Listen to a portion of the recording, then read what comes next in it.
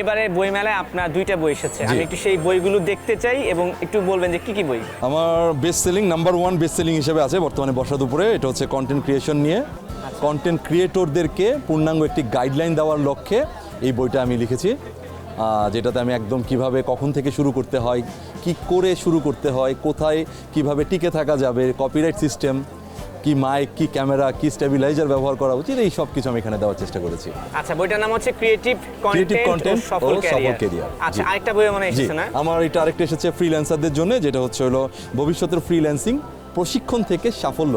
That means এখানে আমি ভবিষ্যতের জন্য কি কি স্কিলগুলো ফ্রিল্যান্সার হতে আগ্রহী মানুষদের দরকার জানা, সেগুলো নিয়ে কথা বলেছি, এবং কিভাবে সেটা শিখতে পারে, ফ্রিতে কিভাবে শেখা যেতে পারে, কিভাবে টাকা দিয়েও ভালো জায়গায় শেখা যেতে পারে। আপনারা জানবেন নিশ্চয়ই বাংলাদেশে অনেকেই আসলে ফ্রিল্যান্সিং প্রশিক্ষণ নিতে গিয়েও প্রতারিত হয়।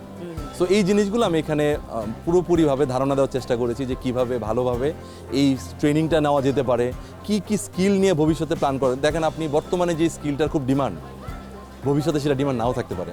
আমি ওইটা অ্যানালাইসিস করার চেষ্টা করেছি যে ভবিষ্যতের জন্য কি কি স্কিল শেখা যেতে পারে, সব কিছু বলার চেষ্টা করেছি।